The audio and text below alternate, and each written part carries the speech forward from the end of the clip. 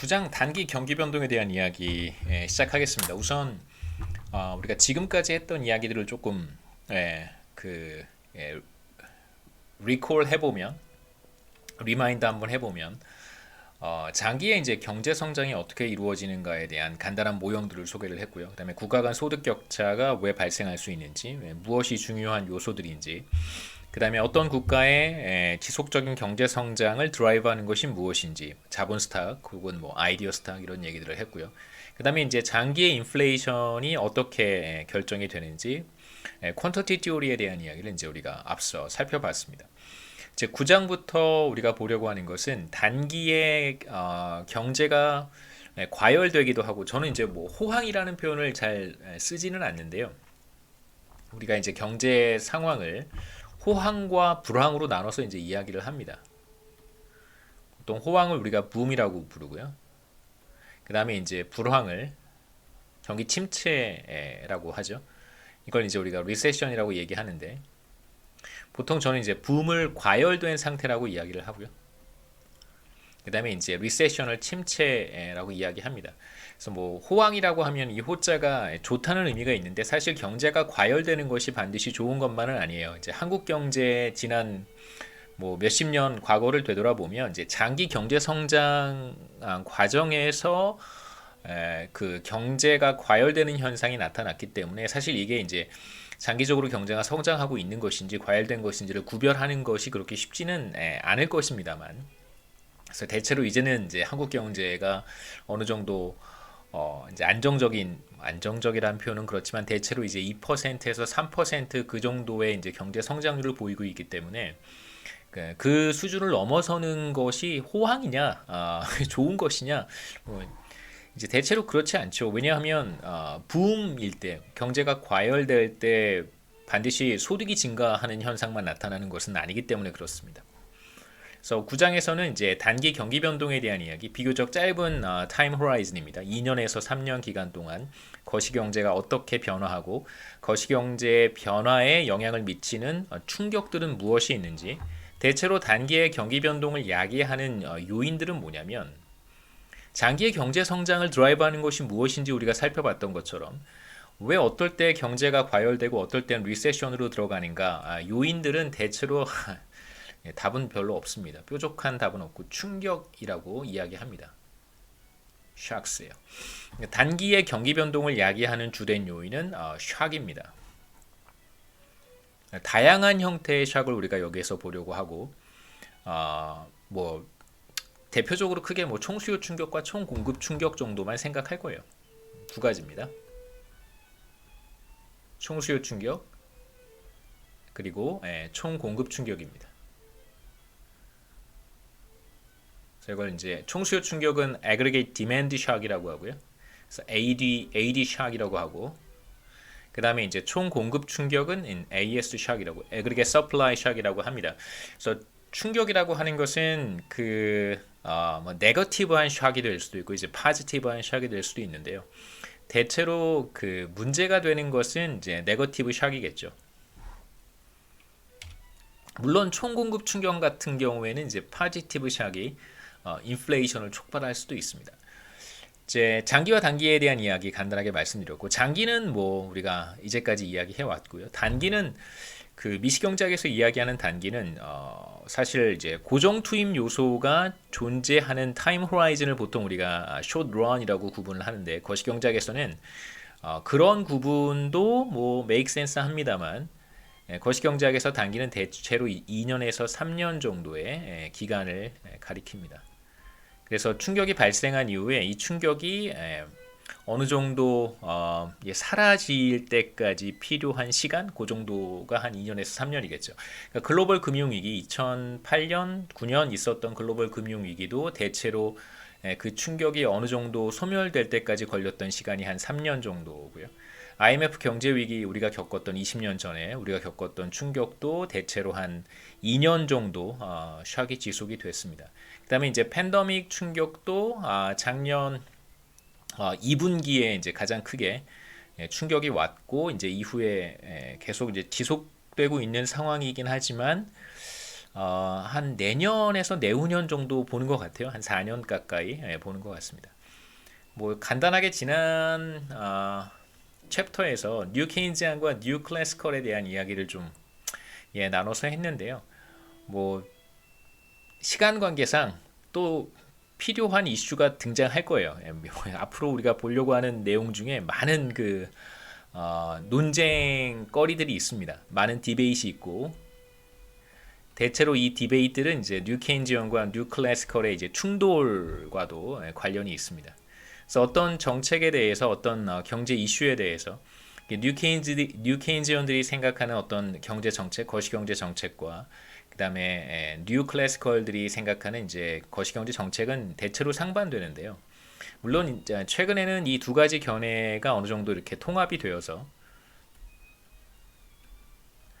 뭐 크게 뭐 이 과거와 같이 크게 어떤 재미있는 논쟁들은 많지는 않은데요. 이제는 어느 정도 영역도 많이 갈리는 것 같아요. 그러니까 뉴 케인지언들이 연구하는 어떤 주제들과 연구하는 방식, 어프로치 이런 것들과 이제 뉴 클래시컬들이 관심을 갖고 들여다보는 주제들과 접근 방식은 대체로 좀 다릅니다. 우리가 뭐 통상적으로 접하게 되는 이제 정부의 정책 혹은 뭐 기획재정부라든가 혹은 뭐 Ministry of Finance 이런 정부의 정책, 재정 정책, 그 다음에 중앙은행의 통화 정책이 거시경제에 어떠한 영향을 미치는가를 분석하는 분석의 어떤 툴이라든가 접근 방법은 대체로 뉴 케인지언에 가깝고요.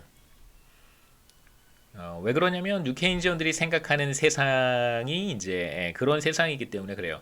정부의 통화 정책이나 재정 정책이나 중앙은행의 통화 정책이나 정부의 재정 정책이 실물 경제에 영향을 미칠 수 있는 메커니즘이 있다고 생각하는 것이죠. 뉴 케인지언들은. 대표적으로 그 메커니즘은 바로 가격 경직성입니다.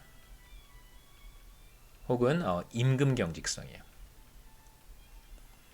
물론 가격도 경직적이고 단기에는 임금도 경직적입니다. 가격이 뭐 신축적으로 조정이 되기는 어렵고 그 다음에 이제 임금도 보통 회사와 근로자 사이의 임금 계약을 1년 단위로 평균적으로 1년 단위를 한단 말이에요. 어떤 데는 뭐 2년 계약을 하기도 하겠지만 1년 단위로 계약을 하기 때문에 1년 사이에 뭐 인플레이션이 갑자기 크게 상승한다든가 혹은 거시경제 충격이 발생한다든가 하더라도 사실 내가 받아야 되는 임금은 1년 동안 변하지 않습니다. 그게 이제 임금 경직성이라고 할 수 있는데요.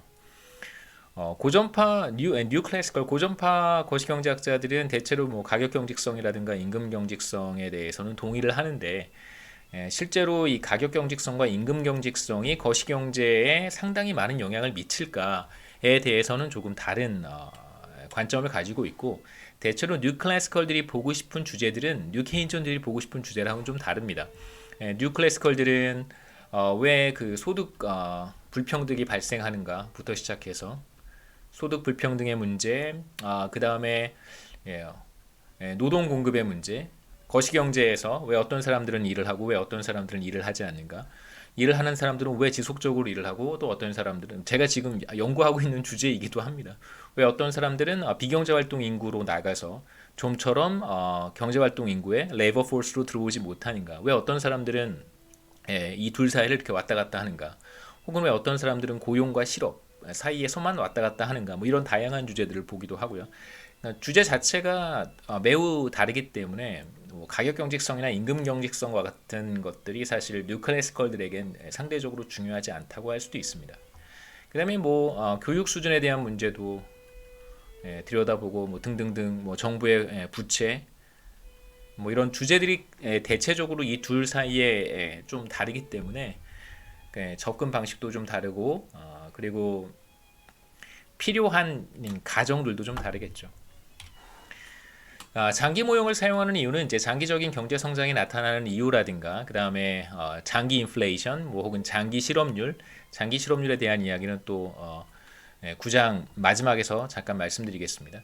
장기적인 어떤 실업률 수준 이런 것들을 찾거나 설명하기 위해서 이제 필요한 게 바로 장기 모형이고요. 단기 모형은 바로 이제 단기적인 현상을 설명하기 위해서 그런 것입니다. 2년과 3년 사이에 GDP도 크게 변동할 수 있고 제가 보여드릴게요. 최근 2018년, 19년부터 수출 규제 때문에 한국 경제 GDP가 크게 변동하기 시작했는데 작년에 이제 코로나 팬데믹으로 인해서 소비 지출 중심으로 크게 GDP가 하락했고요. 지금은 이제 어느 정도 반등했음에도 불구하고 제 생각엔 이전 수준으로 아직은 회복되지 않은 것 아닌가 이런 생각이 듭니다. 그래서 단기라고 하는 것은 short run,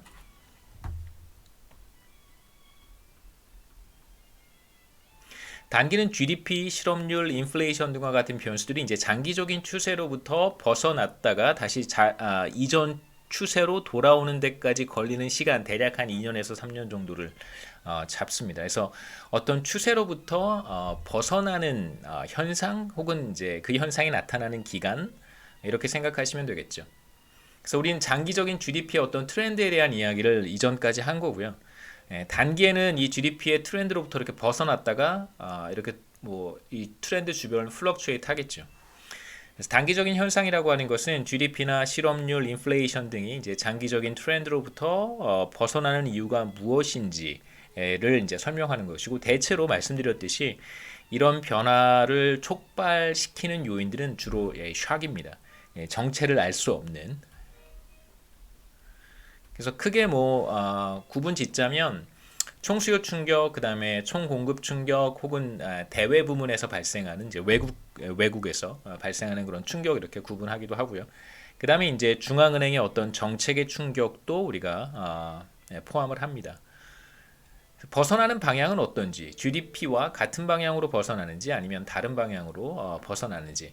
만약에 GDP가 이렇게 하락했을 때 코로나 팬데믹 관련해서 GDP가 만약에 크게 하락했습니다. 그런데 이제 고용 지표, 실업률은 이렇게 상승하겠죠. 이러면 이제 보통 실업률과 GDP는 반대 방향으로 움직이는데, 이런 실업률과 같은 GDP와 반대 방향으로 움직이는 그러한 변수들을 우리가 카운터 시클리컬하다고 얘기하고요. 경기 역행적이라고 얘기합니다. 경기 역행적. 그러니까 카운터가 반대 방향이니까요. GDP의 변화와 반대 방향으로 움직이는 경우 단기에 경기 역행적이라고 하고, 그 다음에 이제 예를 들면 대표적으로 고용과 같은 지표는 GDP가 하락하게 되면 그러니까 추세로부터 벗어나는 거죠. 추세로부터 벗어나는 것을 제가 편의상 지금부터는 구장에서부터는 GDP가 하락한다고 표현하겠습니다. 그러니까 추세로부터 아래쪽으로 벗어나서 하락하는 거예요. 그런데 실제로 하락하지 않을 수도 있겠죠. 추세가 이렇게 상승하는데 GDP가 만약에 이렇게 추세로부터 아래쪽으로 이탈을 하더라도 이건 사실 하락한 건 아니란 말이에요. 성장의 속도가 추세를 따라가지 못하는 거지. 그렇다고 하더라도 저는 GDP가 하락했다라고 이야기할 거예요. 왜 그런지는 제가 다음 그림을 통해서 설명을 다시 한번 하겠습니다. GDP가 떨어질 때 혹은 추세로부터 아래쪽으로 내려갈 때 고용과 같은 지표는 이제 보통 GDP와 같은 방향으로 움직이겠죠. 고용도 감소할 테니까. 그래서 고용과 같은 지표들은 GDP와 같은 방향으로 움직여서 이러한 변수를 우리가 프로시클리컬하다고 얘기합니다. 경기 순행적이라고 해요. 그래서 어떤 변수들은 거시경제 변수들은 이제 경기 순행적이기도 하고 어떤 변수들은 경기 역행적이기도 합니다. 대표적으로 인플레이션과 같은 변수는 대표적으로 경기 순행적이라고 이야기를 해요. 그런데 반드시 그런 것은 아닙니다. 우리가 왜 그런지에 대한 이야기도 이제 할 거예요. 그 다음에 경기 선행지표, 동행지표, 후행지표 이렇게 또 구분을 하는데 GDP보다 먼저 반응하는 거시경제 변수들이 존재해요. 그런 변수들을 이제 선행적이다, 리드한다고 이야기하고, 그 다음에 GDP가 변할 때 거의 동시에 같이 변하는 변수도 있습니다. 그 다음에 이제 GDP가 변한 다음에 조금 시차를 두고 변하는 그런 변수들도 있거든요. 그런 이제 변수들은 이제 후행 지표, 후행 변수, 그러니까 레깅한다고 이야기합니다. 그러니까 어떤 변수들이 GDP보다 먼저 반응할까? 대표적으로 금리 같은 변수들이 그렇고요. 그 다음에 주가 지수, 금융시장 지표들이 대체로 GDP보다는 선행하는 편이고, 물론 이제 모든 경기 변동 과정에서 GDP보다 앞서가는 것은 아니에요. 하지만 대체로 GDP의 변화를 어느 정도 설명해 줄 수 있는 리딩 인디케이터라고 부를 수 있습니다. 그 다음에 이제 후행 지표로 대표적인 게 바로 고용이에요. GDP가 떨어지면 시차를 두고 한 분기에서 두 분기 뒤에 이제 고용이 감소합니다. 대표적인 이제 후행 지표, 후행 거시 변수라고 할 수 있겠죠. 레깅 인디케이터라고 부릅니다. 그다음에 이제 거시경제 정책과 관련해서 GDP가 추세로부터 이탈했는데 아래쪽으로 이탈할 수도 있고 위쪽으로 이탈할 수도 있습니다. 추세로부터 이렇게 위쪽으로 이탈하면 이건 과열 국면으로 들어가는 거고요. 붐이 되겠죠. 아래로 떨어지면 이건 경기 침체로 가는 거예요. 리세션입니다.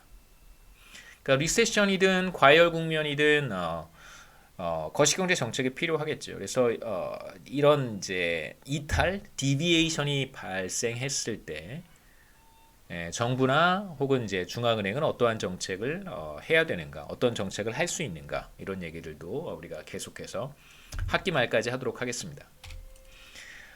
우선 그 장기적인 추세, GDP의 장기적인 추세라고 하는 제가 표현을 썼는데 그 장기적인 추세를 정확히 우리가 포텐셜 GDP 혹은 잠재 GDP라고 부르지는 않아요. 그 아까 말씀드렸듯이 뉴 케인지언이라든가 혹은 이제 뉴 클래시컬에 따라서 포텐셜 GDP에 대한 개념도 좀 다릅니다. 뉴 케인지언들이 가지고 있는 포텐셜 GDP에 대한 개념과 뉴 클래시컬들이 가지고 있는 이제 포텐셜 GDP에 대한 개념이 좀 달라요. 그래서 여기서 이제 우리가 뉴 케인지언의 어프로치를 채택하고 있기 때문에 우리 거시경제 교과서의 후반부는 대체로 뉴 케인지언 플레이버에 가깝습니다. 그래서 잠재 GDP라고 하는 개념을 사용하는데 잠재 GDP는 대체로 뉴 케인지언들이 사용하는 개념이에요. 잠재 GDP를 뉴 클래시컬들은 잘 사용하지 않습니다. 한 나라의 경제가 모든 투입 요소를 완전 활용하고, 그러니까 아이들 리소스가 없는 거예요. 쓸데없이 놀고 있는 투입 요소가 없습니다. 모든 투입 요소를 완전 활용하고, 두 번째로 모든 가격이 신축적일 때 생산해낼 수 있는 산출량 수준, GDP 수준을 우리가 포텐셜 GDP라고 합니다. 잠재 GDP. 그래서 이 잠재 GDP가 일정한 증가율로 증가한단 말이에요. 포텐셜 GDP는 항상 일정한 건 아니고요. 우리가 앞서 솔로우 성장 모형, 라머 모형에서 얘기했듯이 포텐셜 GDP는 이렇게 일정한 증가율로 쭉 증가하는 추세라고 생각하셨으면 좋겠습니다. 그래서 뭐 잠재 성장률 이런 표현을 쓸 텐데 들어보셨을 거예요. 최근에 또 뭐 많이 얘기하고 있었죠. 뭐 국가 채무의 증가율은 뭐 OECD 국가 중에 어떻고, 그다음에 잠재 성장률은 또 OECD 국가 중에 어떻고, 이제 이런 리포트를 보셨을 거라고 생각합니다. 뭐 여담이긴 하지만 지난 2, 3년 동안 경제 관련한 뉴스가 그 어느 때보다도 적었었어요. 그러니까 왜 그런지는 제 나름대로의 생각은 있는데 뭐 여러분들께 말씀드리기는 좀 그렇고, 여러분들은 잘 못 느끼셨겠지만 그 거시경제학을 하는 이제 거시경제학자 입장에서는 진짜 어느 때보다도 특히 경제 전반에 걸친 어떤 그 정보, 경제 관련 뉴스는 그 어느 때보다도 적었습니다. 네, 네. 이제 최근에 조금 나오기 시작하고요. 앞으로 계속 많이 나올 거예요. 뭐 제가 왜 이런 생각을 갖고 있는지를 말씀드리긴 좀 곤란하지만 앞으로 훨씬 더 많은 뉴스들이 거시경제 관련한 뉴스들이 나올 겁니다. 잠재 GDP, 그래서 여러분 뭐 잠재 성장률에 대한 개념을 들어보셨을 텐데 그게 바로 이 추세의 기울기라고 생각하시면 돼요. 추세의 어떤 뭐 슬롭 정도라고 생각하시면 되겠습니다. 얼마나 빠른 속도로 잠재 GDP가 늘어나는가, 뭐 이건 문제 우리가 뭐 여기서 보려고 하는 내용은 아니고요. 첫 번째, 아이돌 리소스가 존재하지 않는다, 뭐 아이돌 리소스가 없어야 한다라고 하는 것은 이제 뭐 완전 고용 상태, full employment라고 이제 정의하는데, 물론 이건 그러니까 full employment라고 해서 그 노동에 대한 이야기만 하는 것은 아닙니다. 그러니까 자본도 그 일정한 수준으로 투입이 되고 있어야 된다는 얘기예요. 가동률이 어떤 이제 평균적인 수준을 유지해야 된다는 뜻입니다. 노동 같은 경우에는 이제 full employment고요. 그다음에 자본 같은 경우에는 일정한 가동률, 평균적인 가동률을 유지해야 됩니다.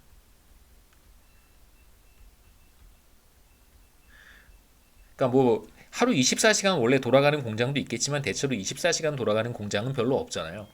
근데 이제 경기가 과열되면 가동률이 상승한단 말이에요. 그러니까 예를 들어서 24시간 중에 10시간 평균적으로 이제 공장이 돌아가고 있었는데 수요가 많아지거나 경제가 이제 과열되면 10시간에서 12시간, 13시간 공장을 가동하게 됩니다. 지금 여기서 제가 말하는 full employment라고 하는 개념은 10시간 평균적으로 가동률을 보이던 공장이 하루에 24시간 돌아가야 된다는 뜻이 아니에요. 그냥 10시간이 바로 full employment입니다. 마찬가지로 실업률이 0%여야 된다는 의미도 아니에요. 그러니까 모든 투입 요소가 완전 활용된다고 해도 실업률은 발생할 수 있고 뭐 다양한 요인에 의해서 실업률이 발생할 수 있습니다. 뭐 대표적으로 경제학 원론 시간에 제가 뭐 굉장히 긴 시간 말씀드렸던 것 같아서 혹시 필요하시면 다시 돌아가셔서 경제학 원론 한번 보시면 도움이 될 것 같고요. 잠재 GDP 수준에서 우리가 몇 퍼센트 정도의 실업률을 관찰하게 되는데 그때의 실업률을 보통 자연 실업률이라고 부릅니다. 그래서 영어로는 Natural Rate of Unemployment라고 하고요. 그래서 자연 실업률은 이제 잠재 GDP에 대응하는 개념이라고 생각하시면 되고 완전 고용이라고 하는 그러니까 이건 이제 노동에만 해당되는 노동에 국한해서 완전 고용 수준이라는 표현을 쓰는데 full employment인데요.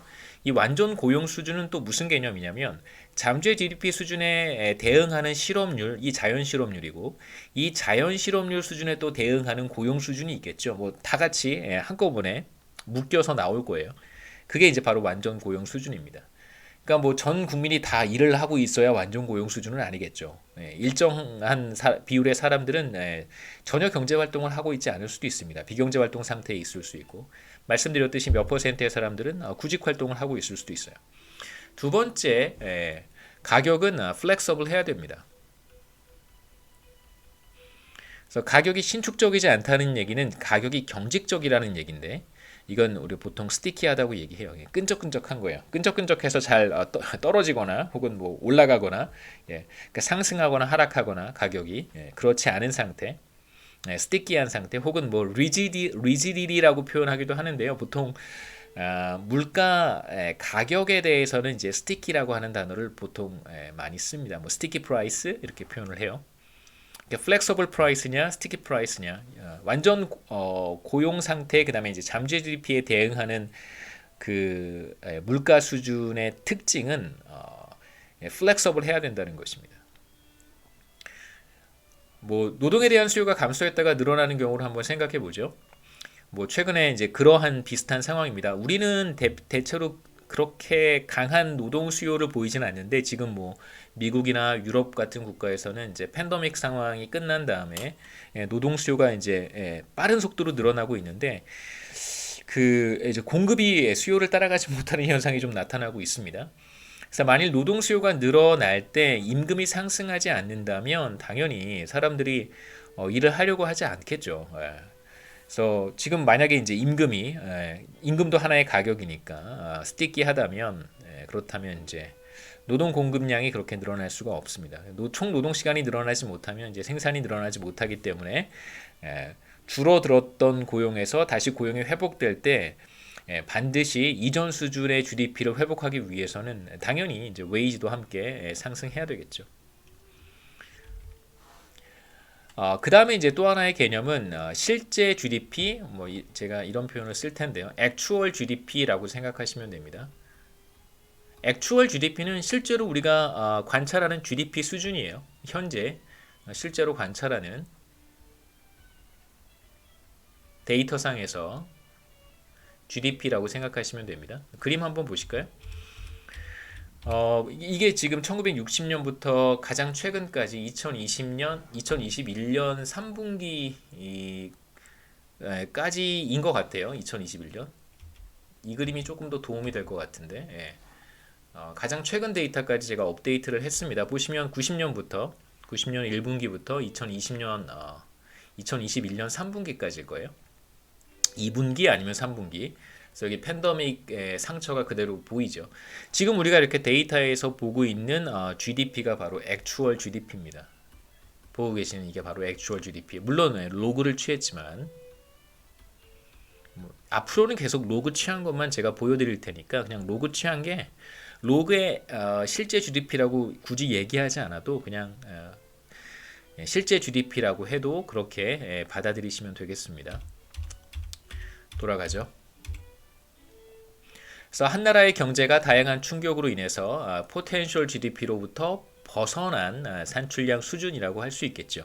그러니까 이건 좀 조금은 거시경제학자들이 이건 좀 여러분들이 거시경제학을 할 때 저희들을 거시경제학을 혹은 거시경제학자들을 좀 이해해 주셔야 돼요. 다시 한번 그림 보시죠. 잠재 GDP로부터 벗어난 실제 GDP 수준이란 말이에요. 다시 한번 돌아가 보죠. 이게 지금 실제 GDP인데 그렇다면 잠재 GDP가 뭐냐? 이런 생각을 할 수 있어요. 그러니까 실제로 포텐셜 GDP는 우리가 알고 있는 게 아닙니다. 마치 알고 있었던 것처럼 얘기하지만 실제로 우리가 포텐셜 GDP를 알고 있지는 않고요. 그러니까 통계학 기법을 이용해서 이제 이걸 우리가 계량 경제학이라고 이야기하는데 이코노메트릭스입니다. 이코노메트릭스라고 하는 계량 경제학 기법을 이용해서 실제로 우리가 관찰한 실제 GDP, 이 실질은 real GDP라는 뜻이고요. 그래서 실제 GDP는 actual GDP입니다. 우리가 실제로 관찰한 거. 실제 GDP로부터 potential GDP를 거꾸로 추론해내는 거예요. 그래서 마치 이렇게 potential GDP가 있었던 것처럼. 그러니까 이건 왜 그렇게 하지라는 궁금증을 가지실 수도 있는데요. 이건 좀 이해하셔야 됩니다. 이게 거시경제학은 이런 식으로 접근을 해요. 마치 이런 이제 제가 파란색으로 표시한 추세가 있었다고 전제를 하고 실제 GDP는 이 추세로부터 벗어나서 실현되는 거라고 이제 생각하는 것입니다. 그래서 추세가 어떻게 생겼을까? 다음 그림 보시면 이 붉은색 선이 이제 포텐셜 GDP인 거죠. 붉은색 선이 바로 포텐셜 GDP입니다. 그러니까 말씀드렸듯이 이런 개념은 사실 뉴케인지언들이 사용하는 거고요. 뉴 클래시컬들은 그냥 이걸 트렌드라고 불러요. 트렌드. 네. 그러니까 조금 다른 개념을 가지고 있죠. 그래서 보시면 여기 최근에 그 2020년 코로나 팬데믹 상황을 우리가 볼 수 있는데, 그러니까 마치 꼭 아무 문제가 없었더라면 이 붉은색 그 잠재 GDP 추세를 따라서 경제가 성장해야 되는데 외부적인 충격이 발생한 것입니다. 발생해서 이렇게 추세로부터 벗어나서 GDP가 하락한 걸 이제 우리가 볼 수 있는 것이죠. 그래서 다시 한번 말씀드리면 포텐셜 GDP라고 하는 것이 마치 존재한다고 생각을 하는 거예요. 근데 크게 그렇게 이상한 개념은 아니죠. 실제로 GDP가 이렇게 막 이 주변을 이렇게 뭐죠? 왔다 갔다 하면서 GDP가 증가해 왔는데 꼭 마치 어떤 트렌드가 존재하는 것처럼 보이잖아요. 그렇기 때문에 트렌드가 있고, 그러니까 외부로부터 어떤 충격도 발생하지 않았더라면 솔로우 성장 모형이나 이제 라머 모형에서처럼 이렇게 GDP가 쭉 증가했을 거예요. 하지만 이제 외부적인 충격이 항상 한국 경제 혹은 이제 어떤 국가의 경제에 영향을 미치기 때문에 포텐셜 GDP로부터의 디비에이션이 이탈이 발생하는 것이고, 그 이탈이 바로 단기 경기 변동이라고 하는 것을 만들어내는 것입니다. 그렇게 이해하시면 좋겠습니다. 혹시 받아들이기 조금 어렵더라도 이건 이제 일종의 이쪽 분야의 사람들이 이런 식으로 연구를 한다라고 생각하시면 네, 뭐 도움이 되지 않을까. 거시경제학이 어려운 이유 중에 하나가 이제 이런 것들이죠. 기본적으로 미시경제학에서 다루는 어떤 그 합리성이라든가 혹은 효용 극대화, 이용 극대화의 개념하고는 조금 다르게 어떤 그 우리들만의 철학이 좀 있어요. 네, 어떤 접근법, 시각 이런 것들이 조금 있어서 거시경제학이 조금 어려울 수 있습니다. 그러니까 그 소통의 문제겠죠.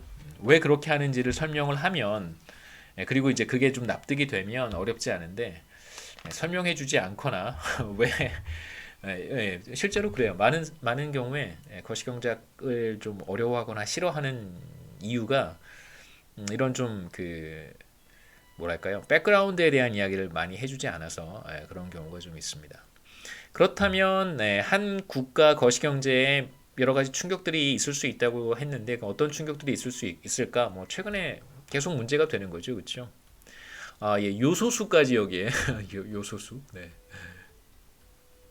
요소수까지 이제 예, 충격이 됐죠, 그렇죠? 참, 예, 살다 보니까 요소수라고 하는 것도 알게 됐고요. 요소수가 뭔지도 몰랐습니다. 석유나 원자재 가격의 상승은 계속해서 이제 이슈가 됐던 거고요. 올해 들어와서 이제 본격적으로 이제 여름 이후부터는 이제 석유 원자재 가격이 꽤 큰 충격이 되지 않을까 싶습니다. 그다음에 이제 갑작스러운 정부 지출의 증가라든가 세율 인상. 이건 정부가 이제 예고하고 시행을 하는 경우에는 보통 거시경제학자들이 충격이라고 생각하지 않습니다. 그러니까 예를 들면 내년 1월 1일부터 뭐 소득세율을 인상한다, 법인세율을 인상한다라고 공표를 하면 그건 대체로 우리가 충격이라고 얘기하지 않는데요. 갑자기 조용히 있다가 재난지원금 국회에서 땅땅땅 해서 돈을 쫙 뿌려주게 되면 이제 그럼 그게 충격이 될 수 있겠죠. 뭐 새로운 기술 개발 마찬가지입니다. 뭐 코로나 치료제가 나왔다든가 혹은 이제 뭐 작년 말로 1년 전으로 거슬러 올라가면 뭐 아스트라제네카라든가 혹은 모더나에서 백신 같은 거 개발했다고 얘기했을 때 이런 것들이 이제 한 국가의 거시경제에 영향을 미칠 수 있는 충격이 될 거고요. 뭐 당연히 자연재해라든가 쓰나미부터 시작해서 이제 원자력 발전소가 파괴되는 형태의 다양한 자연재해, 산불도 마찬가지죠. 뭐 몇 년 전에 호주에서 있었던 대형 산불, 그 다음에 이제 최근에 터키, 그리스 지역에 있었던 산불 이런 것들도 거시경제 충격이라고 우리가 볼 수 있습니다. 그 다음에 이제 뭐 사회적 거리두기의 일환으로 해서 많은 사람들의 소비 심리가 크게 위축이 됐었던 적이 있는데 작년 2분기, 2020년 2분기죠. 혹은 뭐 2, 4분기, 세컨 쿼터에 소비 심리가 크게 악화되는 그런 현상도 있었습니다. 그래서 지금부터 액추얼 GDP와 실제 인플레이션 사이의 관계가 이제 어떻게 결정되는가를 살펴보려고 해요. 실제 GDP는 이제 두 가지 컴포넌트로 구성이 됩니다. 제가 말씀드린 것처럼 존재하는 듯 존재하지 않는 듯 거시경제학자들의 눈에만 보이는 장기 추세. 사실 장기 추세라고 하는 게 존재하는 거잖아요. 라머 모형에서 우리가 봤듯이 롱런 트렌드는 존재합니다. 그리고 이제 실제로 실현되는 GDP라고 하는 것은 이제 트렌드 주변을 왔다 갔다 하면서 이제 우리가 관찰하는 것이죠. 그래서 실제로 실현된 GDP를 통해서 우리가 장기 추세라고 하는 혹은 포텐셜 GDP를 관찰할 수 있는 것입니다. 다양한 용어들을 이렇게 섞어가면서 사용하는데 우리는 여기에서 장기 추세와 관련된 용어는 되게 많아요. 장기 추세, 롱런 트렌드라고 부르기도 하고 제가 지금 조금 전에 설명한 포텐셜 GDP, 잠재 GDP라고 부르기도 하고 그 다음에 이제 경기 변동과 관련해서는 플럭추에이션인데요. short run fluctuation, 단기 경기 변동이라는 뜻이고요, 이게. 그러니까 fluctuations가 경기 변동이에요. 경기 변동을 뜻하는 단어는 비즈니스 사이클도 있습니다. 비즈니스 사이클도 경기 변동이에요. 경기 변동. 또는 이제 그 cyclical 하다는 게 주로 왔다 갔다 한다는 뜻이잖아요. 사이클, 사이클이 왔다 갔다 하는 거니까 왔다 갔다 하는 그런 요소. 그러니까 추세는 이렇게 쭉 똑바로 가는 거고 그 추세 주변에 왔다 갔다 하는 게 이제 cyclical 한 거니까 경기 변동을 이제 cyclical component라고 하고요. 혹은 이제 제가 조금 이따가 말씀드리겠지만 트렌드를 제거하고 나면 이렇게 찌꺼기 같은 게 남겠죠, 그렇죠? 실제로 이렇게 GDP가 왔다 갔다 한단 말이에요. 근데 여기에서 트렌드를 우리가 쭉 찾아보면 트렌드가 존재한다고 생각하고 트렌드를 찾아보면 이렇게 트렌드가 생겼을 거고요. 이 트렌드를 제거하고 왔다 갔다 하는 것만 다시 한번 그려보면 대체로 이렇게 생겼을 거예요. 이렇게 뭐 이런 형태의 이제 왔다 갔다 하는 부분만 남겠죠. 이걸 이제 우리가 트렌드를 제거한 아웃풋이다. 아웃풋은 GDP를 가리키는 것입니다. 그래서 트렌드를 제거하고 남은 GDP 이런 뜻도 있어요. 트렌드를 제거했다는 뜻이에요. 트렌드를 제거한 GDP 혹은 디트렌디드 아웃풋이라고 부르기도 하고 혹은 단기 GDP라고 부르기도 합니다. 단기 산출량, 단기 GDP. 저는 앞으로 대체로 단기 GDP라고 하는 표현을 많이 사용하거나 혹은 GDP 갭이라고 하는 단어를 많이 사용할 거예요. 그래서 제가 뭐 비즈니스 사이클, 플럭추에이션스, 단기 GDP, GDP 갭 이런 표현을 쓰면 아 이건 이제 트렌드 주변을 왔다 갔다 하는 그걸 얘기하는 거구나라고 생각하시면 되고요. 그 다음에 이제 장기 추세는 롱런 트렌드 혹은 포텐셜 GDP라는 이름으로 불리기도 합니다. 또는 장기 추세를 대충 보면 반듯한 직선의 형태는 아니에요. 이렇게 슬로우하게 움직입니다. 그러니까 뭐 지진 발생할 때 고주파도 있고 저주파도 있잖아요. 파동이 여러 개가 이제 동시에 발생하는데 대체로 이제 저주파 같은 경우에 대응하는 것이 장기 추세라고 볼 수 있어요. 그래서 거시경제학자들은 slow moving component라고 하는 이름을 뭐 붙여서 사용하기도 하고, 그 다음에 경기변동부는 대체로 이렇게 막 왔다 갔다 빠르게 왔다 갔다 하는 거니까 fast moving component라고 부르기도 합니다. 그다음에 마찬가지로 low frequency component라고 부르기도 하고, 이제 high frequency component를 경기변동을 가리켜서 이제 high frequency component라고 부르기도 해요. 뭐 다양한 이름들이 있는데 대체로 가장 빈번하게 많이 사용하는 것이 potential GDP, 잠재 GDP, 그다음에 롱런 트렌드라고 하는 말을 이제 장기 추세 관련해서 가장 많이 사용을 하고, 경기 변동 관련해서는 short-run fluctuation, 그다음에 business cycle 이 두 가지 용어. 그다음에 이제 저는 앞으로는 단기 GDP 혹은 GDP 갭이라고 이야기하겠습니다. 그 GDP 갭이라고 하는 단어나 단기 GDP도 그래요. 이건 사실 뉴케인지언들의 용어예요. 그러니까 제가 처음에 그 한국은행에 가서 이제 일을 하는데, 저는 뉴케인지언이 아니라 저는 저기 경제학 박사를 이게 뉴 클래시컬 학교에서 했어요. 제가 공부했던 거시경제학 학교는 이제 뉴 클래시컬 학교입니다. 뉴 클래시컬 학교들이 이제 유명한 학교들이 몇 개 있는데 그 중에 이제 하나예요.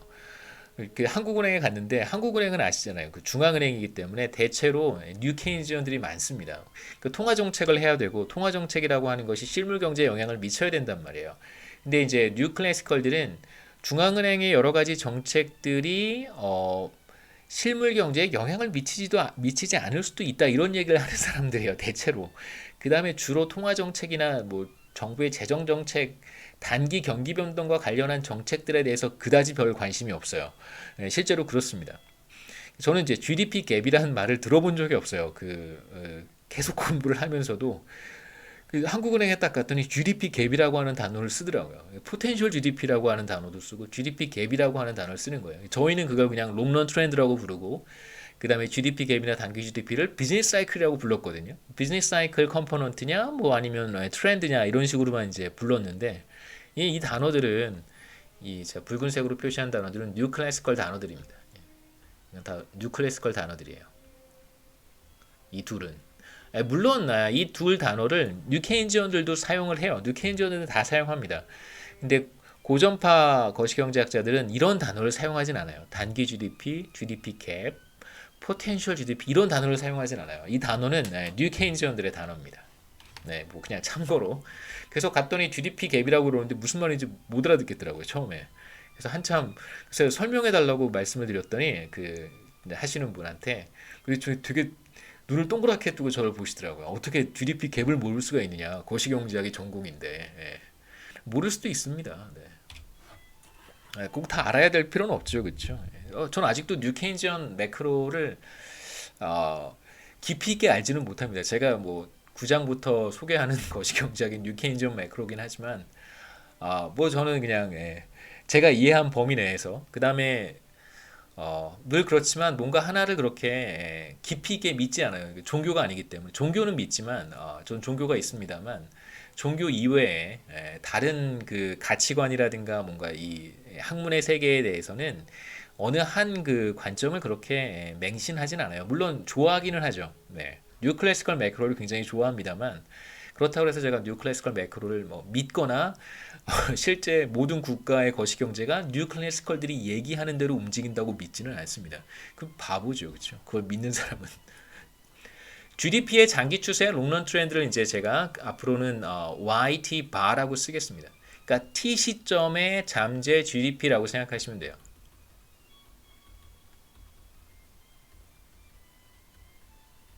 물론 잠재 GDP도 매 시점마다 변할 수 있잖아요. 우리가 라머 모형에서 봤습니다. 네, 트렌드가 있으니까 매 시점마다 포텐셜 GDP는 달라질 수 있어요.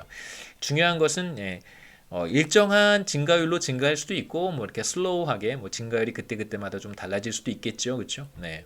뭐 일정하다고 생각하셔도 괜찮고 그냥 뭐 조금씩 변하지만 단기에 막 변하는 건 아니에요. 대체로 스무드하게 변하는 것이다라고 생각할 수 있습니다. 그다음에 이제 실제 GDP 우리가 매 시점마다 매 분기마다 한국은행이 공표하는 GDP 수준을 우리가 YT, Actual GDP를 YT라고 쓸 거예요. 그래서 YT 반은 Potential GDP고 YT는 Actual GDP입니다. 자, 그러면 실제 GDP는 제가 말씀드렸던 것처럼 장기 추세로부터 뭔가 충격이 발생해서 벗어나야지 우리가 실제 GDP를 관찰하는 거잖아요. 그래서 경기 변동분을 더한 것이 바로 실제 GDP입니다. 포텐셜 GDP 혹은 트렌드에 경기 변동분을 더하면 그게 바로 액추얼 GDP가 되겠죠. 여기서 경기 변동분이라고 하는 것은 뭐 플러스가 될 수도 있고 마이너스가 될 수도 있습니다. 경기 변동이 플러스 값을 가지면 그러면 이제 그건 트렌드보다 위쪽으로 벗어나는 걸 테니까 붐이 되는 거고요. 자, 만일 경기 변동이 마이너스 값을 갖게 된다면 트렌드로부터 밑으로 떨어지는 것이니까 우리가 관찰하는 실제 GDP는 포텐셜 GDP보다 혹은 트렌드보다 더 적은 값이 될 거예요. 이게 YT 바라고 한다면 그렇다면 이제 어떤 충격으로 인해서 뭐 여기 이 전 시점까지는 이렇게 트렌드를 따라서 증가하다가 여기에서 만약에 경기 변동분이 플러스면 이렇게 가는 거고요. 여기에서 경기 변동분이 마이너스면 이렇게 가겠죠. 그래서 위쪽으로 가면 붐, 아래쪽으로 가면 리세션이 되는 것입니다. 장기 추세 YT 바로부터 몇 퍼센트 벗어났는가에 따라서 이제 우리가 경기 변동분을 측정할 수 있어요. 디비에이션을 이제 퍼센티지 체인지로 표현을 합니다. 그러면 경기 변동분을 우리가 어떻게 계산할 수 있냐면 실제로 이제 그러니까 물론 여기서도 또 중요하죠. 트렌드 GDP를 알고 있어야 돼요. 트렌드 GDP를 알고 있을 때 이렇게 계산하면 됩니다.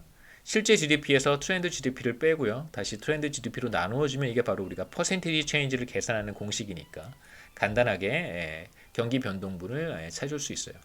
예를 들어서 액추얼 GDP가 어느 시점에 2100조였습니다.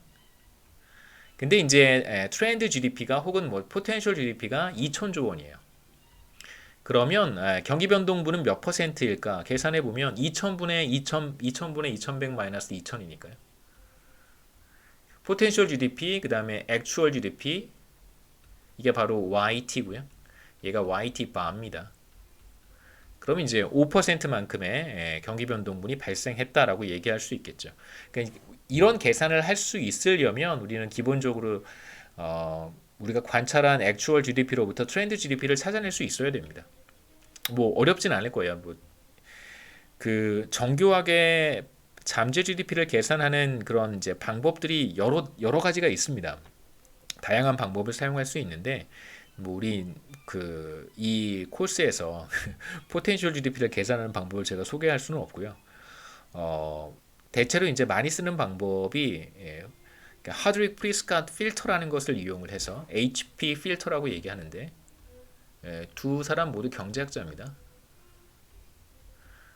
필터라고 하는 아주 간단한 형태의 이제 필터를 사용을 하면 우리가 이제 장기 추세를 계산할 수 있어요. 물론 이건 이제 포텐셜 GDP라고 얘기하지는 않습니다. 하드윅 프리스캇 필터를 이용해서 찾아낸 트렌드가 잠재 GDP는 아니에요. 하지만 거시경제학자들이 통상적으로 많이 사용하는 방법은 트렌드를 찾아내기 위해서 하드윅 프리스캇 필터라는 것을 사용을 합니다. 그래서 프리스캇은 에드워드 프리스캇이고요. 이 사람은 2000년대 한 10여 년쯤 전에 노벨 경제학상을 수상을 했어요. 경기 변동에 대한 실물 경기 변동 연구에 상당히 많은 공헌을 했다고 해서 노벨 경제학상을 수상을 했습니다. 공동 수상했는데요. 키들랜드와 에드워드 프리스캇 두 사람이 이제 같이 노벨 경제학상을 수상을 했습니다. 경기 변동분 요거 조금만 더 보시죠. 우리가 어떻게도 경기 변동분을 계산해 낼 수 있냐면 간단하게 우리가 뭐 전에 했던 방식들이기도 한데 YT 햇을 이제 제가 비즈니스 사이클 경기 변동분이라고 부를 거고요. 어떻게 계산했냐면 실제 GDP에서 잠재 GDP, 포텐셜 GDP를 이제 빼는 방식으로 계산을 합니다. 근데 이거 다시 한번 써보면 이렇게 쓰면 YT 나누기 포텐셜 GDP가 되고요. 이렇게 쓰면 이제 마이너스 1이 되겠죠. 그래서 양변에 1을 더해주면 1은 없어지고요. 왼쪽은 1 더하기 비즈니스 사이클만 남겠죠. YT over YT 바 포텐셜 GDP. 자, 이제 마지막으로 양변의 자연로그를 취합니다. 로그를 취하면 로그의 1 플러스 경기변동분, 얘가 바로 경기변동분이에요. 퍼센티지 포인트로 표현한다고 했습니다. 그래서 경기변동분은 로그의 액추얼 GDP, 포텐셜 GDP의 비율이 되고요. 그 다음에 이제 하나 더 해보면 경기 변동분은 아까도 보셨듯이 뭐 퍼센트로 표현하니까 대체로 뭐 이렇게 정말 무지막지한 경제 충격이 발생하지 않는 한은 뭐 대체로 한 뭐 무지막지한 경제 충격이라고 해도 한 5%에서 7% 정도니까요. 근사적으로 YT 햇은 대체로 작은 값을 가지니까 이 값은 근사적으로 이제 YT 햇과 같아지겠죠. 다시 쓰면 left hand side는 퍼센티지 디비에이션과 근사적으로 같을 것이고, 그 다음에 오른쪽은 로그의 분수로 표현이 되어 있으니까 로그의 분자 마이너스 로그의 분모라고 쓸 수 있습니다. 기억하시죠? x 나누기 y 자연 로그를 취하면 로그의 x 빼기 로그의 y가 됩니다. 그래서 마찬가지로 로그의 액추얼 GDP 마이너스 로그의 포텐셜 GDP가 돼요. 그래서 이걸 이제 들여다보시면 그러니까 어떤 아이디어를 얻을 수 있냐면 퍼센티지 계산이기 때문에 실제로 퍼센트를 계산할 수도 있고요. 실제 우리가 관찰한 GDP 그림에다가 자연 로그를 취하는 거예요. 자연 로그를 취해서 변환을 해주고 우리가 예전에 했던 것처럼 그런 다음에 미리 계산해 놓은 트렌드, 포텐셜 GDP에 똑같이 자연 로그를 취합니다. 그 다음에 그 둘을 빼주는 거예요. 실제 GDP에 자연 로그 취하고요. 그 다음에 포텐셜 GDP를 계산한 다음에 마찬가지로 자연 로그를 취해요. 그 다음에 이 둘을 빼면 우리가 경기 변동분을 얻을 수 있습니다. 사실은 이제 테크니컬리 어떻게 하냐면 가우스 경제학자들은 실제 GDP에 자연 로그를 취해요. 그 다음에 이제 컴퓨터 프로그램에 싹 넣어요. 그러면 경기 변동분이 그냥 나옵니다. 네.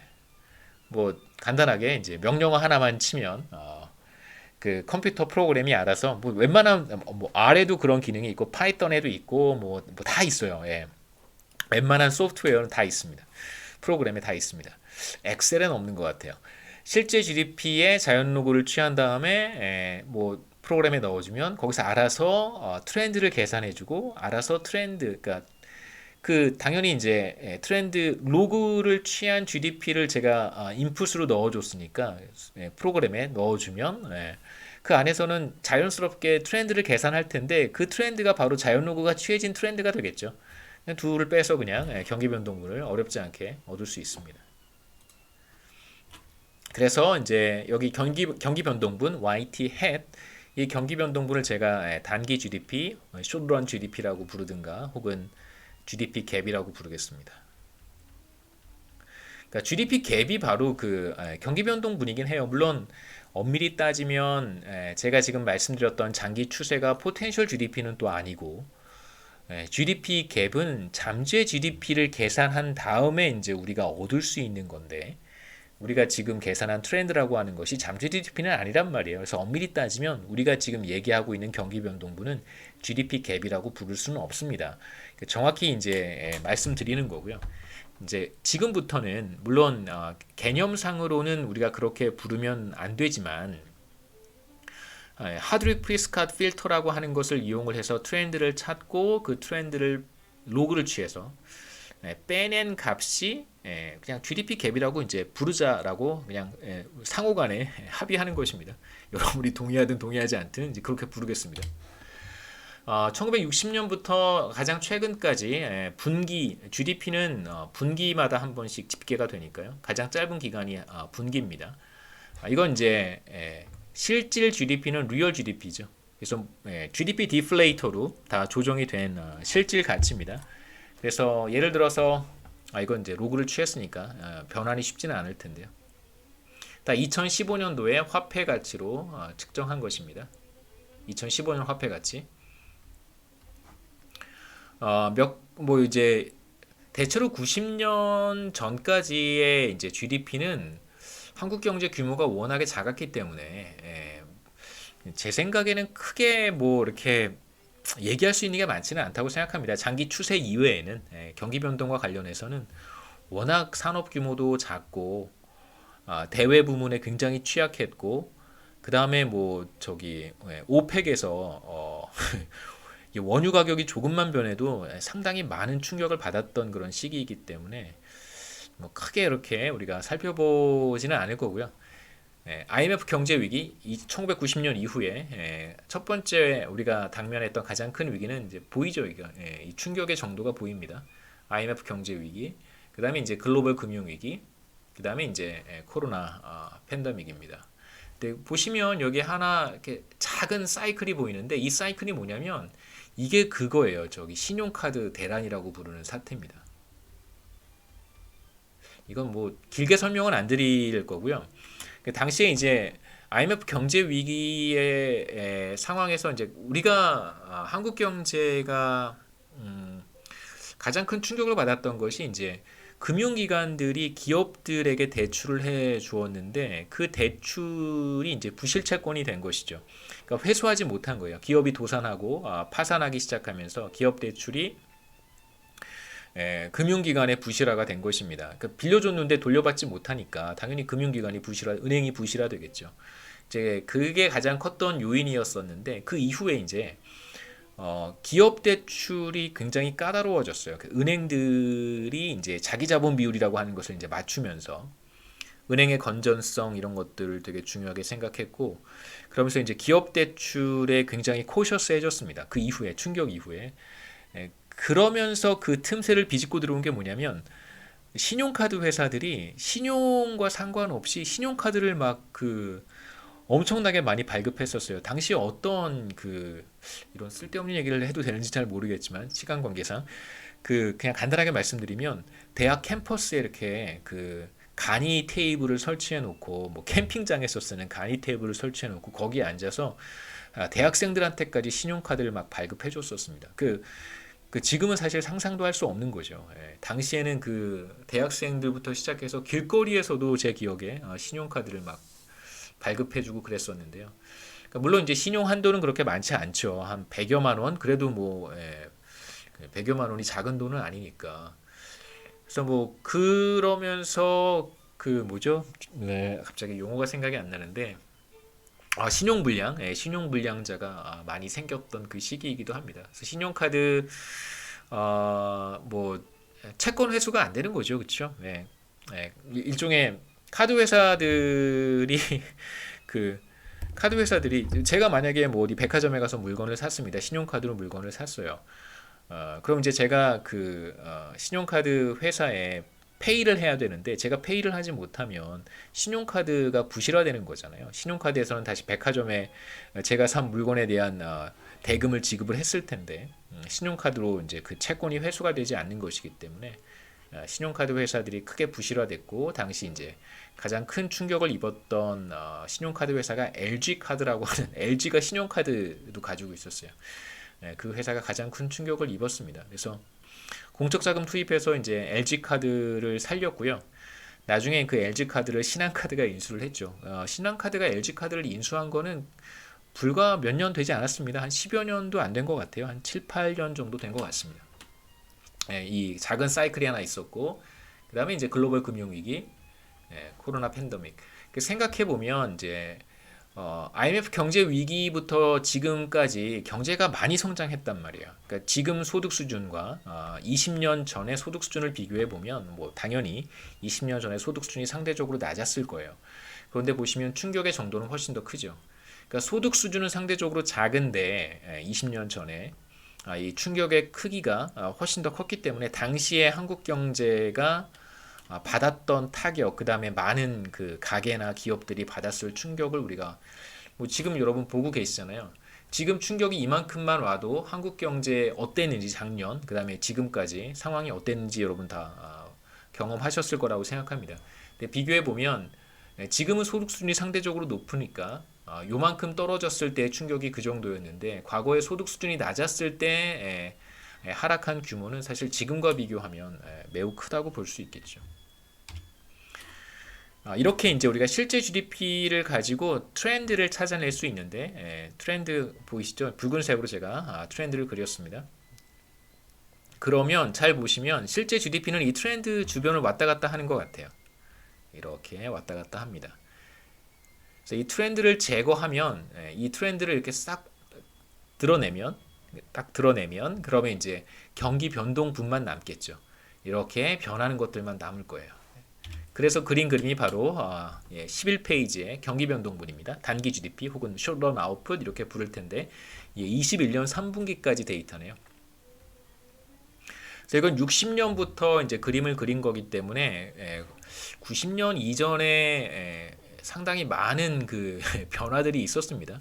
근데 말씀드렸듯이 이제 크게 이걸 분석하거나 이제 의미를 찾기는 굉장히 어렵고요. 당시의 경제 구조 이런 것들을 우리가 좀 생각해 봐야 되기 때문에 대체로 이제 90년 이후에 경기 변동을 보는 것이 훨씬 더 유익하다고 할 수 있습니다.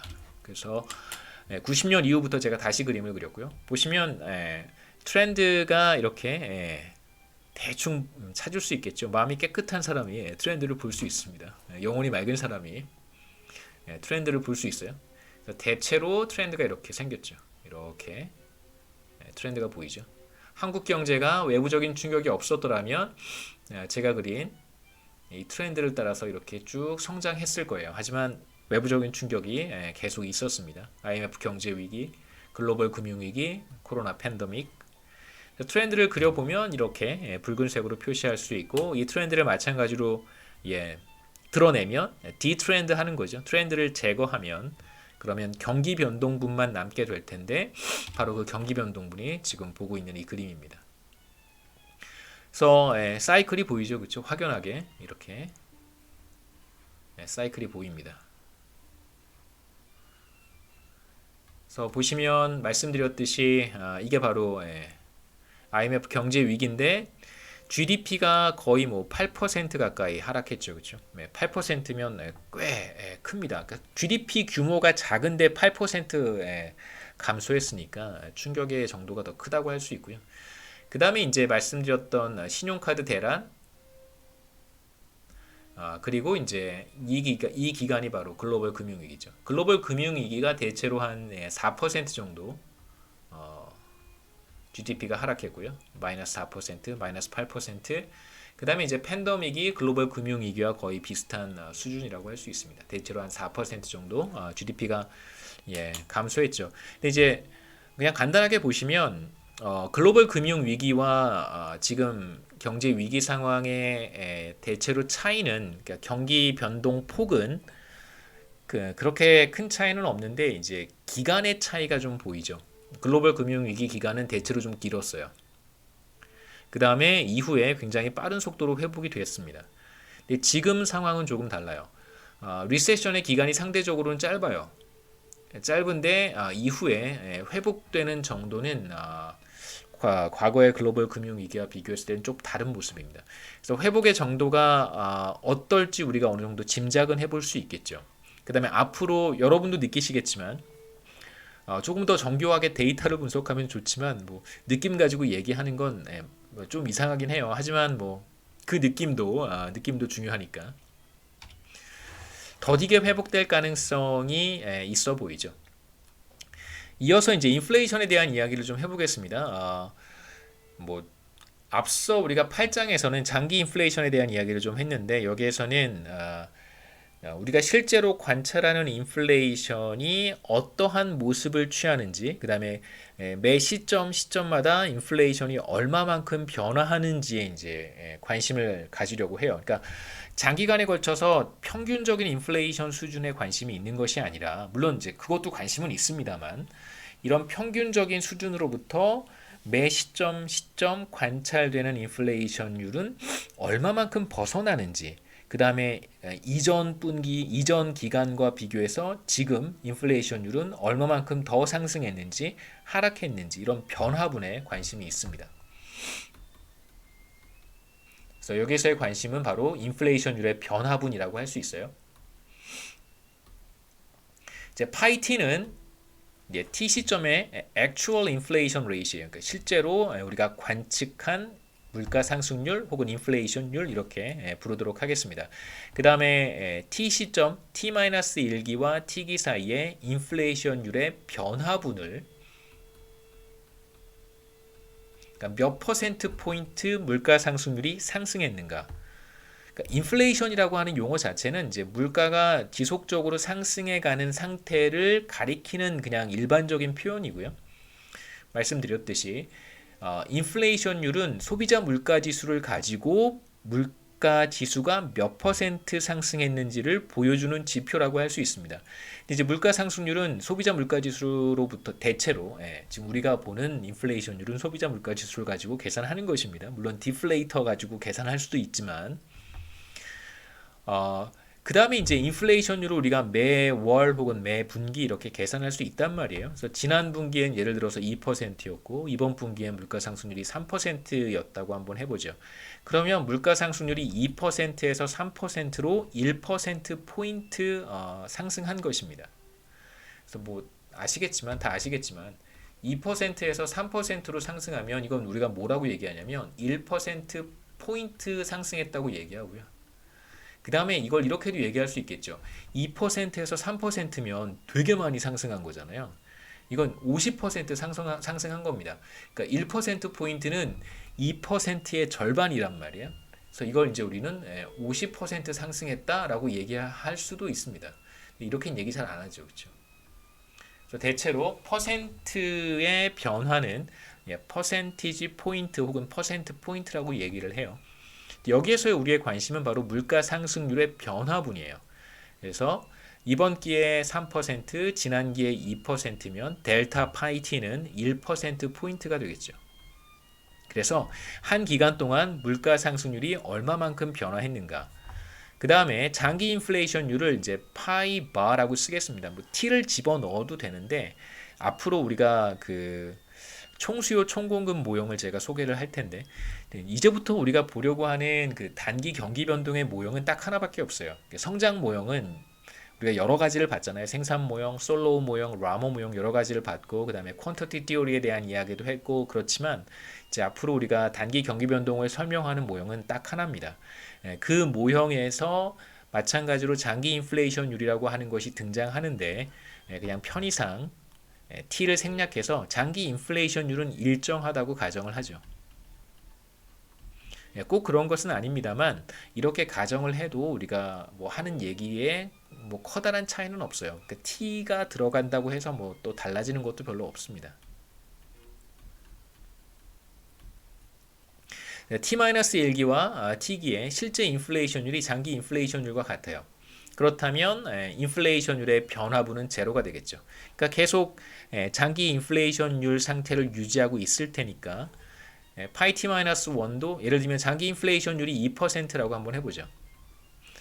지난 기에도 2%고 이번 기에도 2%면 당연히 t-1기와 t기 사이의 인플레이션율의 변화분은 제로가 됩니다.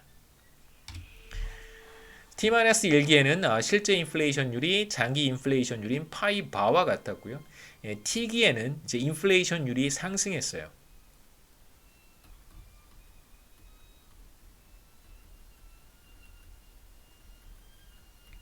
그러니까 뭐 예를 들어서 원래 2%인데 T 시점에 실현된 물가 상승률이 3%라고 한번 해보죠. 그러면 장기 인플레이션율보다 1% 포인트 상승한 것입니다. 그러면 이 경우에 델타 파이 t는 1% 포인트가 되겠죠. 혹은 뭐 그냥 1%라고 얘기해도 괜찮습니다. 그래서 델타 파이 t는 0보다 클 거예요. 당연히 물가 상승률이 상승했으니까 인플레이션율이 상승했으니까 T-1기에는 실제 인플레이션율이 장기 인플레이션율 예를 들면 2%와 같았고요. 이번에는 물가 상승률이 하락하는 경우에요. 인플레이션율이 장기 인플레이션율보다 더 낮아졌습니다. 예를 들면 1%. 그렇다면 이 경우에는 델타 파이 t가 1% 마이너스 2%니까 마이너스 1%가 될 거고요. 뭐 혹은 1% 포인트가 될 것이고 그냥 마이너스 1%라고 얘기해도 괜찮습니다. 계산할 때는 마이너스 1%가 될 것이고, 그럼 이 경우에 델타 파이 t는 0보다 작겠죠. 마이너스 값을 갖게 될 거예요. 그래서 물가 상승률이 장기 물가 상승률 인플레이션율과 계속 같은 상태라고 한다면 인플레이션율의 변화분은 제로가 되는 거고, 만약에 인플레이션율이 장기 수준으로부터 위쪽으로 벗어나면 장기 인플레이션율은 일정하다고 가정했으니까요. 파이바 이렇게 상승하면 델타 파이 t는 0보다 크게 되는 것이고, 다음 기회 물가 상승률이 장기 인플레이션율보다 떨어지면 델타 파이 t는 0보다 작아지는 것입니다. 뭐 이런 얘기죠. 자, 우선 인플레이션율을 제가 그림으로 그려봤는데요. 가장 최근 데이터까지 한번 포함을 했습니다. 물론 지난번에는 아마 monthly 데이터를 보셨을 거고요. 이건 이제 quarterly 데이터예요. 분기 데이터입니다. 그래서 분기 데이터에서도 최근에 물가 상승률이 상승하는 현상이 뚜렷하게 나타나죠. 여기에서. 그래서 앞으로 어떻게 될지는 저도 궁금합니다만, 기간을 조금 더 단축해서 2000년부터 보시면 최근에 물가 상승률이 비교적 빠르게 상승하고 있는 걸 이제 우리가 확인해 볼 수 있죠. 그래서 최근 뭐 한 7, 8년 사이에 가장 높은 수준을 기록하고 있습니다. 물론 이때도 높았던 적이 있었죠. 그렇죠?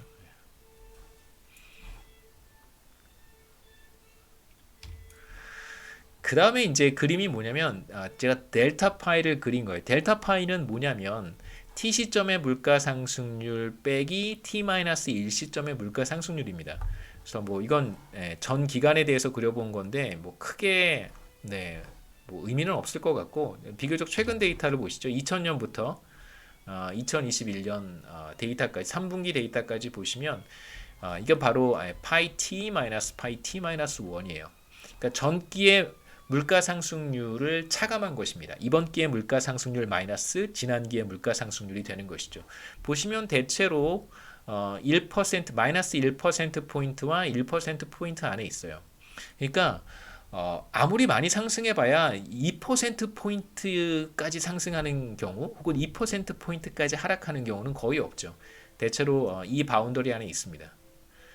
그래서 2000년 초반에는 이제 이 바운더리를 넘어섰고, 그 다음에 글로벌 금융위기 때도 조금 넘어섰고요. 그 다음에 이제 최근 들어서 넘어서기 시작하죠. 그러니까 전기 물가 상승률을 비교했을 때, 그러니까 지나치게 많이 상승하거나 1%포인트면 꽤 많이 상승하는 거란 말이에요. 지난 분기에 2%였는데 물가 상승률이 이번 기에 3.1%가 되면 그게 1.1%포인트만큼 상승한 거니까 이렇게 빠져나가겠죠. 바깥쪽으로. 지금 이제 그런 상황들이 최근 들어서 좀 나타나고 있어요. 그러니까 물가 상승률의 변화분, 변동폭이 커졌다고 얘기할 수 있습니다.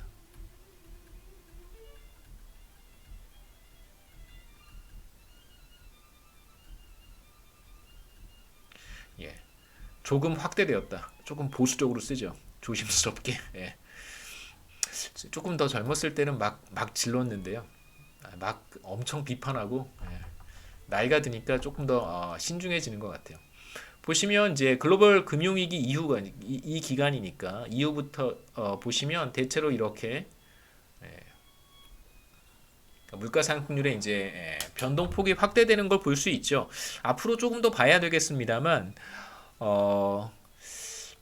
조금 물가 상승률과 관련해서는 이런 패턴이 조금 더 나타날 가능성이 높아 보이죠. 최근에 들려오는 요소수부터 시작해서 이제 단기 거시 모형에 대한 소개를 간단하게 하고 다음 시간에 이어서 하는 게 좋겠는데요. 단기 거시 모형은 이제 몇 가지 중요한 현상을 반드시 포착할 수 있어야 됩니다. 첫 번째는 말씀드렸듯이 경기 변동을 야기하는 요인이 뭐냐? 거시경제학자들은 몇 가지를 이제 얘기하기는 해요. 뭐 여러 가지 요인들이 있죠. 실제로 이제 얘기할 수 있는데 대체로 이제 우리가 이걸 뭉뚱그려서 뭐 어떤 충격이 더 중요한지 식별하고 아이덴티파이하고 뭐 얘기하기도 합니다.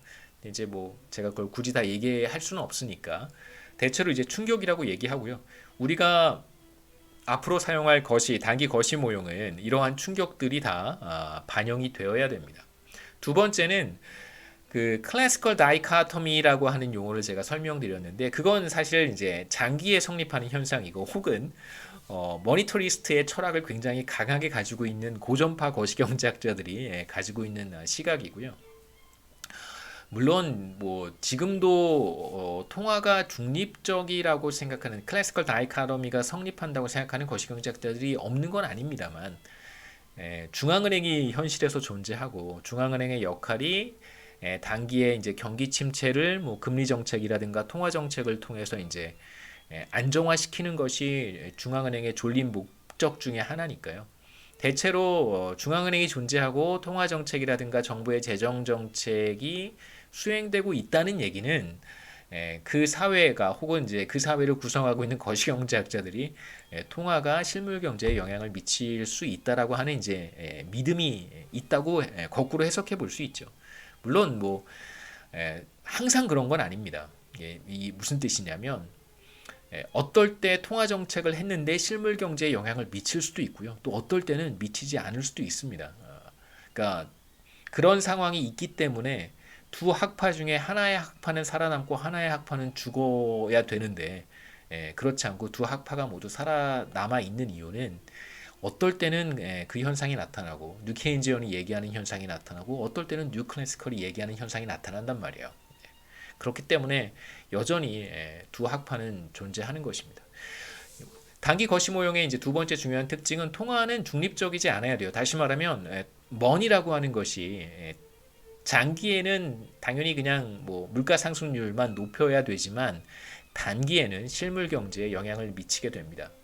그렇지 않을 수도 있어요. 물론 GDP에 영향을 미칠 수 있어야 됩니다. 그 다음에 이제 재정 정책도 완전히 구축되지는 않는다. 그러니까 재정 정책이 완전히 구축된다. 혹은 크라우딩 아웃 된다는 얘기는 뭐냐면, 그러니까 재정 정책을 중앙은행이 정부가 수행을 할 때 대체로 이제 국공채 발행을 통해서 재정 정책을 한단 말이에요. 그러니까 재난지원금 같은 거 생각해 보시면 돼요. 재난지원금이 재정 정책이라고 저는 개인적으로 동의하기는 조금 어려워요. 그 이름 자체부터 조금 마음에 들지 않는 부분이 있습니다만 여하튼 재정 정책을 지금 재난지원금과 같은 형태의 재정 정책을 수행을 했고 이 재원을 뒷받침하기 위해서 이제 국채를 발행을 하게 됩니다. 그럼 이제 국채 시장에 정부가 발행한 대한민국 국채가 이렇게 많이 발행이 되겠죠. 공급이 과도해질 거예요. 그렇게 되면 그냥 수요, 뭐 제가 자세한 얘기는 여기서 하지 않겠습니다. 단순히 수요 공급의 논리에 따라서 공급이 과도해지면 당연히 국채 가격은 하락해야 돼요. 국채 가격이 하락한다는 말은 전에 잠깐 얘기했었습니다만 그리스 사례 지난 시간에 이자율이 상승한다는 것을 의미하죠. 국채 가격이 하락한다는 것은 뭐 당연히 이자율이 상승해야 되는 것입니다. 이자율이 상승하면 당연히 그러니까 경제 전체의 이자율이 상승할 수 있는 거예요. 경제 위기 상황에서 정부가 국공채를 발행을 해서 재원 조달을 했습니다. 그래서 뭐 재난지원금이든 여러 가지 형태로 재정 정책을 시행을 했어요. 그런데 이제 국채 가격이 하락하게 되고 그로 인해서 이자율이 상승합니다. 그렇게 되면 당연히 민간 부문의 투자가 위축이 될 거고요. 그러니까 사실상 정부가 의도했던 것은 뭐냐면 뭐 소비를 통해서든 정부 지출을 통해서든 경기를 부양하는 것이 정부의 당초 의도였었는데 시장의 이자율이 상승하면서 기업의 투자가 위축되는 상황이 발생할 수 있겠죠. 그러면 정부가 최초에 의도했던 예를 들면 뭐 2%만큼의 경기 부양, GDP의 2%에 해당하는 경기 부양을 달성하겠다라고 해서 뭐 재난지원금도 뿌리고 재정 지출도 늘리고 국공채 발행을 통해서 그런데 이제 민간 부분의 투자가 비슷한 규모로 줄어들 수도 있다는 것이죠. 물론 이제 2% 정말 또이또이 감소하진 않겠지만 어느 정도 민간 투자 감소를 통해서 정부가 최초에 의도했던 2%를 달성하지 못할 수도 있습니다. 2%가 아니라 뭐 1% 혹은 뭐 0.5%밖에 GDP의 증가가 나타날 1%나 0.5%만큼의 GDP 증가만 나타날 수 있겠죠. 이게 바로 크라우딩 아웃이에요. 그러니까 일부가 이자율 상승으로 인해서 민간 투자가 감소함으로써 정부가 최초에 의도했던 재정 정책, 그러니까 경기 부양 효과가 일정 부분 사라지는 것이 이제 크라우딩 아웃이고 완전히 구축되는 것은 2%가 완전히 다 없어져 버리는 거예요. 뭐 그런 현상도 나타날 수 있습니다. 근데 여기에서 우리가 단기 거시 모형에서 우리가 이제 모형이 가져야 되는 중요한 특징은 이런 이제 재정 정책을 통한 경기 부양 효과가 사실상 완전히 100% 크라우딩 아웃 되어서는 이제 안 된다는 것이고요. 당연히 크라우딩 아웃 될 수도 있습니다만 그다음에 이제 GDP 객과 인플레이션 사이에 트레이드 오프가 있다는 것도 이제 장기 거시 모형이 가져야 되는 중요한 특징입니다. 이 얘기는 다음 시간에 이어서 하죠.